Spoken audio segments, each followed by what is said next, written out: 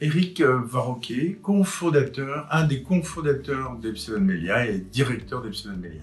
Epsilon Melia, c'est un organisme de formation, donc nous accompagnons les équipes des établissements du champ social et médico-social. Nous intervenons aussi bien dans la protection de l'enfance que le champ du handicap, ainsi que la grande précarité. Alors nous avons 3 pôles d'activité. Le premier, c'est l'accompagnement des équipes au moyen de l'analyse pratique surtout, la supervision, mais également l'accompagnement des dirigeants.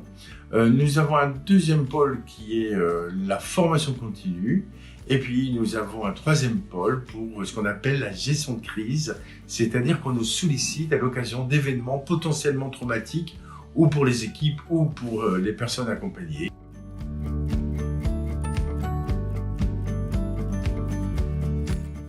Faisons fonction, c'est depuis déjà un certain nombre d'années, les établissements, que ce soit dans le champ de la protection de l'enfance, mais également dans le champ du handicap, voire la grande précarité, on a énormément de responsables d'établissement, des directeurs, chefs de service, qui sont contraints d'employer des personnes qui ne sont pas diplômées. Parce qu'effectivement, il y a une grande difficulté de recrutement. Mais disons qu'avec la crise, la situation s'est vraiment dégradée. Il y a énormément de difficultés à trouver les candidats aux postes proposés.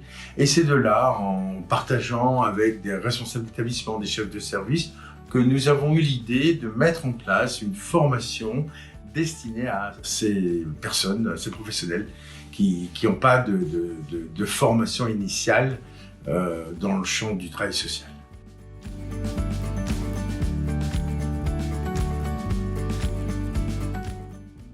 En fait, ça fait déjà un certain temps qu'on avait cette idée et au regard de la situation, on s'est dit là, il y a vraiment un caractère d'urgence. Donc nous avons initié un groupe de travail réunissant à la fois des directeurs d'établissement, des chefs de service, des éducateurs spécialisés ainsi que des psychologues et on s'est réunis, on a réfléchi sur quels seraient les fondamentaux à transmettre auprès des personnes qui n'ont pas de formation initiale dans le champ du social.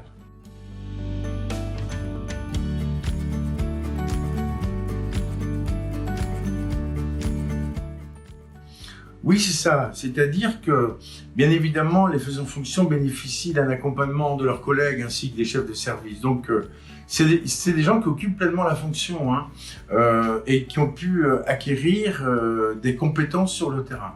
L'idée, c'était de leur apporter un supplément d'information, un supplément de réflexion, de penser leur métier, avec l'idée également, peut-être à moyen terme, qui puisse leur donner envie de s'inscrire dans un DE, un diplôme d'État, par exemple d'éducateur spécialisé, voire éventuellement s'engager dans la VAE.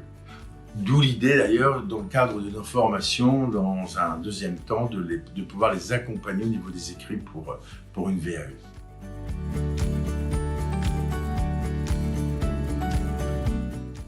Disons que les personnes qui vont animer cette formation, c'est vraiment des personnes engagées, qui ont une haute idée, une haute valeur de leur travail d'éducateur spécialisé ou de leur engagement dans la protection de l'enfance ou le champ du handicap ou la grande précarité. Et donc vraiment, c'est de partager cet engagement, cette passion pour ce travail, la noblesse de ce métier. Et l'idée, oui, c'est d'encourager ces professionnels, de dire... Parce que vous avez dans les faisans fonction, vous avez vraiment des gens très différents. Vous pouvez avoir des gens qui ont fait des études universitaires, vous pouvez avoir des gens qui décident de se reconvertir, vous pouvez avoir des gens qui ont pas forcément un grand parcours scolaire, voire parfois ils peuvent être fâchés avec la chose scolaire, et en même temps ils montrent sur le terrain de vraies capacités, de vraies compétences. L'idée, c'est de pouvoir les accompagner pour leur permettre d'aller plus loin et effectivement, comme je viens de le dire, pouvoir éventuellement s'engager dans une VAE ou alors voire même s'engager dans une formation qui ouvre un diplôme d'État.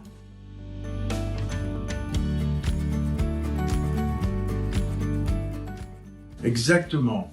L'idée, c'est que les personnes, bien évidemment, qui travaillent dans le champ du handicap, ce premier module sera vraiment pensé pour ces personnes qui travaillent dans le champ du handicap pour parler des publics accueillis, des personnes accueillies, mais également des dispositifs liés au champ du handicap. Les personnes qui s'inscrivent, qui ont une activité dans le champ de la protection de l'enfance, la formation sera adaptée sur la connaissance des publics ainsi que des différents dispositifs, structures liées à la protection de l'enfance, etc.